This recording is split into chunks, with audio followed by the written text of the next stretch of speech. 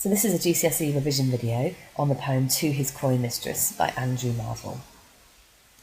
Had we but world enough and time, this coyness lady were no crime, we would sit down and think which way to walk and pass our long love's day.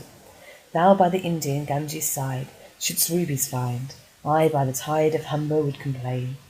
I would love you 10 years before the flood, and you should, if you please, refuse till the conversion of the Jews. My vegetable love should grow vaster than empires and more slow. 100 years should go to praise thine eyes, and on thy forehead gaze, 200 to adore each breast, but 30,000 to the rest. An age at least to every part, and the last age should show your heart. For, lady, you deserve this state, nor would I love at lower rate.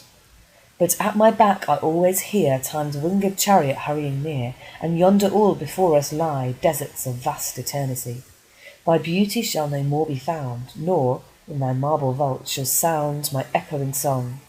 Then worms shall try that long-preserved virginity, and your quaint honour turn to dust, and into ashes all my lust. The graves are fine and private place, but none, I think, do their embrace.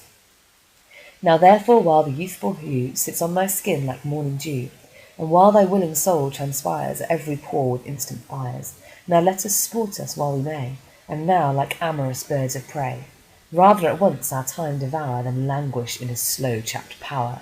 Let us roll all our strength and all our sweetness up into one ball, and tear our pleasures with rough strife through the iron gates of life. Thus, though we cannot make our sons stand still, yet we will make him run. So what's it all about? In this poem, the narrator is trying to tell the woman he's flirting with that they shouldn't waste time and they should make the most of the time they've got while they're young and attractive. It's essentially a list of arguments why she shouldn't play hard to get. The poem is in rhyming couplets, suggesting the argument is thoughtful and lending it a rhythmic quality that increases the pace and could add to the urgency and flow of it. So he starts by saying how she could take all the time in the world if they had it, but as they don't, he's suggesting that she should just go away with him and sleep with him, and they should enjoy being young and free to be able to do what they please. So the poem starts with a conditional word, had, and it suggests that it's an unlikely possibility that they would have enough time to be able to do all of these things. He is very polite when he's addressing her because he's trying to get something out of her. He's trying to be very flirtatious. So by describing her as lady, he is being very polite, and it also indicates her class. He's talking of precious things. He's trying to make it sound luxurious. And the Indian Ganges, it's an Indian river. It's said to be healing and important in religious ceremonies and traditions. So he's trying to kind of describe their love in a very elevated style with lots of precious things and lots of long traditions. The Humber, with contrast, is a river in the north of England, fairly unromantic, and it's the use of contrast between them. He's possibly trying to flatter her beauty and her importance. I would love you 10 years before the flood. This is a sarcastic reference to the Old Testament. He's exaggerating the time they would have together if time was never a problem for them. The conversion of the Jews, it's something that some people believe could happen at the end of the world. So again, he's being exaggerating, he's being sarcastic about how much time they could spend together. So my vegetable love should grow is a slow, natural love, as well as being a potentially phallic symbol. And he's really overstating his love. He's trying to make it sound ridiculous to emphasise how they don't have all of this time in the world.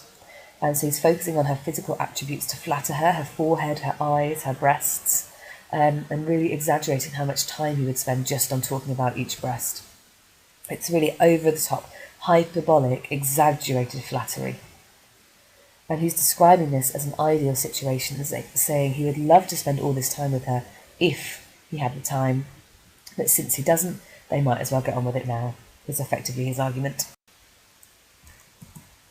So the tone changes in this stanza, signified by the word but, and there's a metaphor indicating the passing of time, with the personification of time's winged chariot hurrying near, as well as this being in the present tense, which gives it a greater sense of urgency than the previous stanzas. Deserts of vast eternity suggests a dry, boring existence. He's trying to scare her a little. He's talking about the decline of her beauty and also the idea of there being nothingness, there being dust, and there being decay, suggesting it's all about death and the fear of death. He's saying that if they don't make the most of their time now, then it's no point her going to the grave as a virgin, because the worms will eat every part of her, and it will be a waste if they don't enjoy their beauty and their youth now. There's a semantic field of dryness, showing the lack of possibility, the lack of life.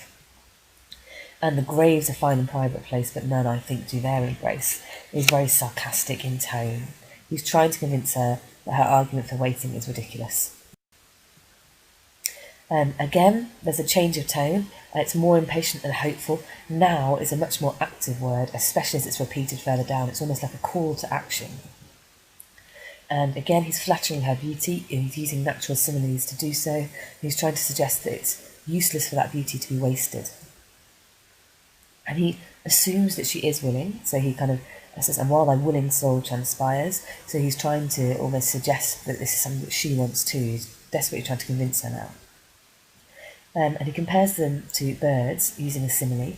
Birds traditionally symbolise freedom in literature, but the fact that it's birds of prey could indicate power and control.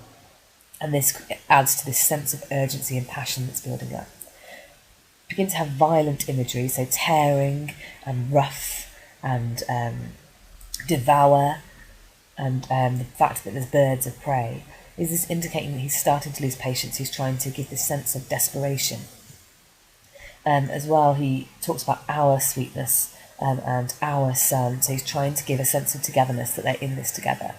In the end, final couplet, they're standing up to time, and the enjambment of son stands still. You've got that slight pause before you finish the poem with "Yet we will make him run." So it's very defiant, it's very convincing, and he's really trying to get his point across with all of the different arguments that he's listed.